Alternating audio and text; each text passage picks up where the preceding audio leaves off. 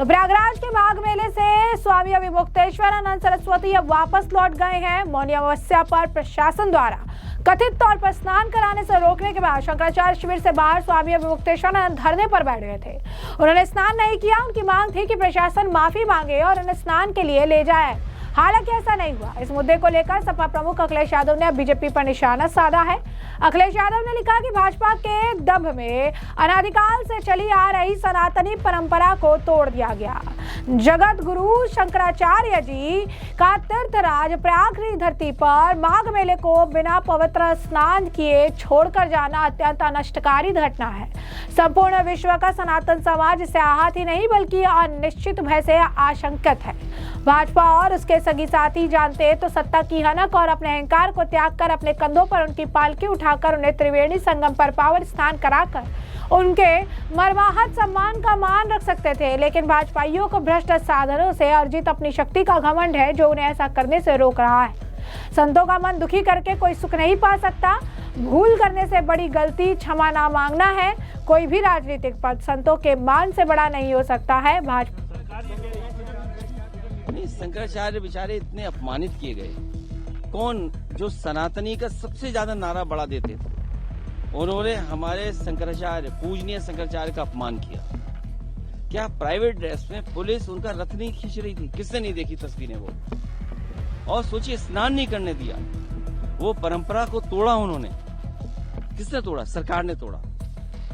जिम्मेदार कौन है उसके लिए? सरकार जिम्मेदार है। हमारे पूजनीय शंकराचार्य को दुखी करने का, उनको अपमान करने का काम अगर किसी ने गया तो भारतीय जनता पार्टी जो सबसे बड़ी ठेकेदार बनती है सनातन धर्म की, उन्होंने।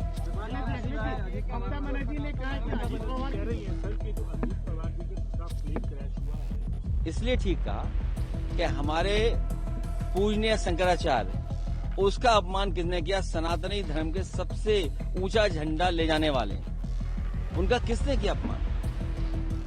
आप बताइए, किसने अपमान किया? वो योगी कब हो गए? सर्टिफिकेट कहां से मिला?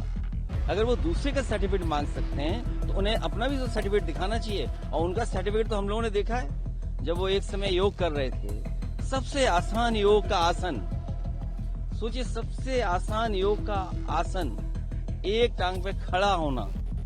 अब किसने सर्टिफाइड किया उन्हें इस बात के लिए कि वो योगी हैं? तो बात इधर उधर मत ले जाइए। दूध के उत्पादन में, धान के उत्पादन में या अन्य चीजों में हम कहां पहुंचाए गए। पर सनातन की भी सगी नहीं है। आज हर सनातनी मन से बेहद दुखी है। धार्मिक अनुष्ठानों में व्यवधान उत्पन्न करने वालों को क्या कहते हैं, ये भाजपाइयों को समझाने की जरूरत है क्या? हमारे महाकाव्यों का यही मूलभूत संदेश है कि घमंड के दंड से कभी कोई दुर्जन नहीं बचता है। आहत संत अर्थात सत्ता का अंत। अब अखिलेश यादव के इस बयान पर आम जनता ने जबरदस्त तरीके से प्रतिक्रिया दी और अखिलेश को ही ट्रोल कर डाला। आम जनता का ये कहना था कि अखिलेश यादव जिस तरीके के ये बयान दे रही हैं, ये बात तो सभी को मालूम है कि अखिलेश ने एक वक्त पे क्या सारी चीजें की थी। ये बात तो सभी को पता है कि अखिलेश यादव जिनकी सत्ता में इसी अविमुक्तेश्वरानंद पर लाठियां बरसाए गए थे, और आज अखिलेश यादव जो है अलग तरीके के बयान दे रहे हैं। इस मामले को लेकर अब लोगों ने प्रतिक्रिया देखने शुरू कर दी है और ये लिख दिया है कि किस तरीके से कितना ढोंग करते हैं कि अब इन्होंने केजरीवाल को पीछे छोड़ दिया है। एक दो व्यक्ति ने तो यहाँ तक लिखा कि कालनेमी को काशी भेजने का काम कर दिया गया है। अच्छा, एक व्यक्ति ने तो यहाँ तक भी लिख दिया कि किस तरीके से जब आपके समय में अपने डंडा चलवाए थे, रोज जो है चोटी पकड़वाए थे, तब कौन सी परंपरा निभा रहे थे आप? बहती गंगा में हाथ धो के, इससे तुम्हारे पाप कम नहीं होंगे। लोगों को सब याद है। यानी आम जनता जो है पूरी तरीके से समझ गई है कि अखिलेश यादव यहाँ पर क्या करने की कोशिश कर रही हैं। एक व्यक्ति ने लिखा है कि कालनेमी ने पूरी जमीन तैयार करी थी आपको मुख्यमंत्री बनाने के लिए, बस जनता की झांसे में नहीं आई। 27 में अधीश बनने का आपका सपना फिर अधूरा रह गया, टोटी अंकल। तो अब देखिए किस तरीके से लोग जो रिएक्शन दे रहे हैं। ये कह रही हैं कि आपने तो सारी चीजें कर ली थी, सारा कुछ तैयार करा लिया था, लेकिन आपको आखिर क्या मिला? आपके हाथ तो कुछ भी नहीं लगा और अब जनता जो है वो सब कुछ समझने लग गई है। जनता अब आपके बहकावे में जो है नहीं आने वाली है। उसके बाद लोग यहाँ तक लिख रहे हैं कि किस तरीके से समाजवादी पार्टी जो है अच्छी चीज़ों का विरोध करती रही है, हमेशा से संतों के साथ जो है क्या कुछ करते रही है। उन्होंने कहा कि दुखी तो आप बहुत होंगे क्योंकि आपने तो बहुत कुछ ट्राई किया लेकिन आपको इसका लाभ नहीं मिल पाया है। अब काल नेमी को काशी जो है भेज दिया गया है, तो इस तरीके की प्रतिक्रिया भी आ रही है। वो कह रहे हैं कि गजब है, कमाल है सर कि जब ज्ञान का समय आता है तब इन्हीं शंकराचार्य पर लठ बजाया जाता है, जब सनातन का अपमान नहीं हुआ था। हद है किस तरीके से और कितने ज्यादा जो है आप गिरोगे। सब जान चुके हैं, तुमको बस अब और ज्ञान नहीं चाहिए। अरे श्रीमान जो सनातन को मिटाने की धमकी दे रहा है उसे गठबंधन किए हो, शर्म आती भी है या नहीं? तो अब देखिए किस तरीके से लोग सोशल मीडिया पर इस वक्त उनके इस बयान को लेकर उन्हें ट्रोल कर रहे हैं। दूसरी तरफ आपको बता दें कि अभी मुक्तेश्वरानंद जो है उन्होंने बिना स्नान किए जो है वो वापस लौट गए। इस दौरान उन्होंने प्रेस कॉन्फ्रेंस किया था और प्रेस कॉन्फ्रेंस में उन्होंने तमाम तरीके के बयान दिए। कहा भारी मन से वापस जा रहा हूँ, मन बहुत व्यथित है, दुखी हूँ और मेरे जाने के बाद भी मेरी लड़ाई जो है यहाँ पर जो है जारी रहेगी। तमाम तरीके के बयान उनके द्वारा दिए गए थे। उन्होंने ये भी कहा कि एक ऐसी घटना घटी जिससे उन्होंने कभी कल्पना नहीं की थी, जिससे उनका मन व्यथित है। उन्होंने स्पष्ट किया कि माघ मेले में स्नान करना उनके लिए केवल धार्मिक कर्म नहीं बल्कि आस्था का विषय था। बावजूद इसके मौजूदा हालात में उन्होंने मेला छोड़ने का कठिन निर्णय लिया। उनके इस फैसले के बाद जो है संत समाज और श्रद्धालु में चर्चा तेज हो गई। क्या कुछ और कह रहे हैं अभी मुक्तेश्वरानंद, सुनिए। हमने अन्याय को अस्वीकार किया है और न्याय की प्रतीक्षा करेंगे। बंधुओं, आज शब्द साथ नहीं दे रहे हैं और स्वर बोझिल है। प्रयाग की इस पवित्र धरती पर हम आध्यात्मिक शांति की कामना लेकर के आते हैं, लेकिन आज यहाँ से एक ऐसी रिक्तता और भारी मन लेकर लौटना पड़ रहा है जिसकी हमने कभी कल्पना नहीं की थी। प्रयाग में जो कुछ भी घटित हुआ उसने न केवल हमारी आत्मा को झकझोरा है बल्कि न्याय और मानवता के प्रति हमारे सामूहिक विश्वास पर भी प्रश्न चिन्ह लगा दिया है। संगम की इन लहरों में स्नान करना केवल एक धार्मिक क्रिया नहीं बल्कि अंतरात्मा की संतृप्ति का एक मार्ग भी है। परंतु आज मन इतना व्यथित है कि हम बिना स्नान किए इस संकल्प को यहाँ की रेत में अधूरा छोड़कर यहाँ से विदा ले रहे हैं। जब हृदय में क्षोभ और ग्लानि का ज्वार हो तो जल की शीतलता भी अर्थहीन हो जाती है। हम प्रेस के अपने बंधुओं के माध्यम से समाज, विशेष करके हमारा सनातनी समाज, सनातन धर्म के अनुयायी और कुंभ मेला प्राधिकरण और उत्तर प्रदेश शासन तक यह बात पहुंचाना चाहते हैं कि न्याय की प्रतीक्षा कभी समाप्त नहीं होती। आज हम यहाँ से जा रहे हैं लेकिन अपने पीछे सत्य की गूंज और उन अनुत्तरित प्रश्नों को छोड़कर जा रहे हैं जो प्रयाग की इस हवा में तो विद्यमान रहेंगे ही लेकिन पूरे विश्व में वायुमंडल में विद्यमान रहेंगे।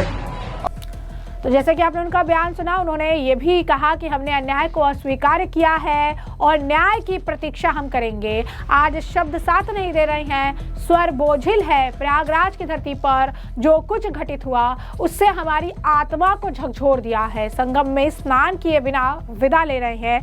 आज हम यहाँ से जा रहे हैं लेकिन अपने पीछे सत्य की गूंज छोड़कर जा रहे हैं और उत्तर की प्रतीक्षा करेंगे। जो कुछ कहना था सब कहा जा चुका है। एक बात आपको बतानी है कि कल सायंकाल और आज प्रातःकाल प्रशासन की ओर से ब्रह्मचारी श्रीधरानंद जी के माध्यम से अखिल भारतीय धर्म संघ के श्रीमान जगजीतन पांडे जी की ओर से और हमारे मुख्य कार्याधिकारी श्रीमान चंद्र प्रकाश उपाध्याय जी के माध्यम से एक पत्र, एक प्रस्ताव प्रशासन की ओर से हमारे पास भेजा गया था, जिसमें यह कहा गया था कि हम स्नान के लिए जब आप जाना चाहेंगे ससम्मान आपको आपके शिविर से पालकी में ले जा करके अधिकारियों के माध्यम से स्नान कराने के लिए तैयार हैं। ये भी कहा गया था कि जिन अधिकारियों ने संगम पर मौनी अमावस्या के दिन उपस्थित रहकर घटना को देखा था, वो वे सब वहां पर उपस्थित रहेंगे और आपके ऊपर पुष्प वर्षा करके स्वागत करेंगे। ये भी कहा गया था कि भविष्य में चारों शंकराचार्यों को मौनी अमावस्या पर स्नान के लिए हम एक SOP बनाएंगे। उसका प्रारूप भी आप अगर चाहेंगे तो आपको दिखाया जाएगा। लेकिन जो घटना की गई उसके बारे में क्षमा के एक भी शब्द नहीं थे। हमको लगा कि अगर हमने ये प्रस्ताव स्वीकार किया, स्नान करने के लिए गए, फुल बरसवा लिया अपने ऊपर और आगे के वर्षों के लिए कोई SOP स्वीकार कर लिया, तो इसका मतलब ये होगा कि जिन सन्यासियों को, जिन ब्रह्मचारियों को, जिन वृद्धों को, जिन संतों को, जिन बटुकों को लांछित अपमानित किया गया, ये सब उसकी कीमत होगी।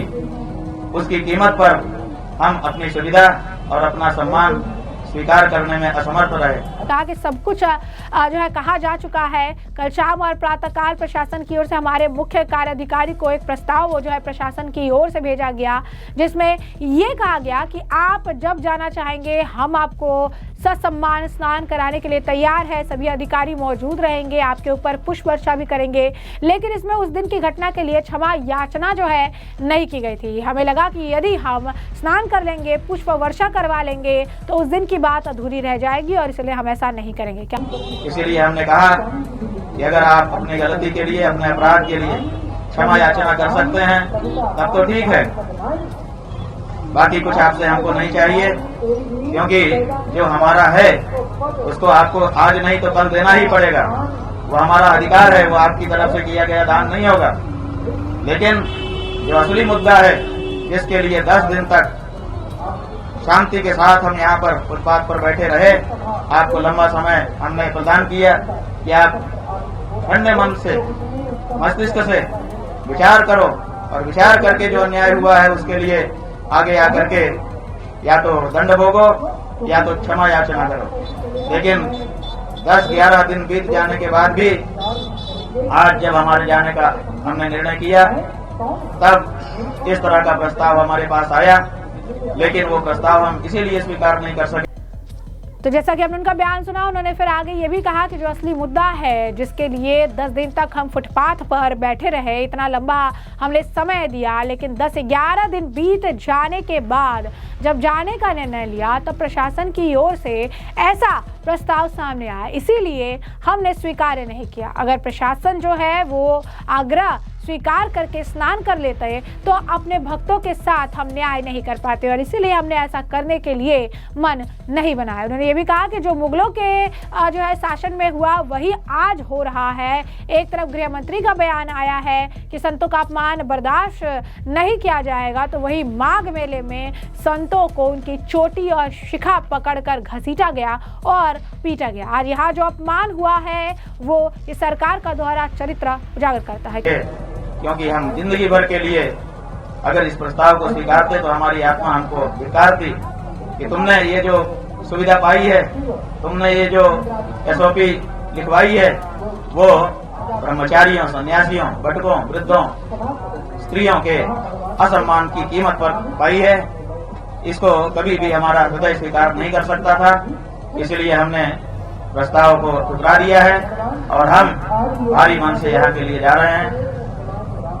आप जो पूछेंगे हम सब का प्रश्न उत्तर करेंगे, लेकिन मन बोझिल है, इसलिए हम चाहेंगे कि आपके प्रश्नों और इस वक्तव्य के बीच में कम से कम कुछ क्षण का एक मौन हमारे बीच में रहे, जो साक्षी रहेगा कि जो मुगलों के समय नहीं हुआ वो तथाकथित हिंदू सरकारों के समय में हुआ है। और ये बात हर सनातनी के हृदय को विचार के लिए उत्तेजित करेगी और इस पर विचार करने का अवसर आएगा। तस्वीर आपने तमाम बयान सुने, हमने आपको जो पूरा मामला विस्तार से बता दिया। इस पूरे मामले पर अब आपकी जगह कमेंट सेक्शन में कमेंट करके जरूर साझा करिएगा। धन्यवाद।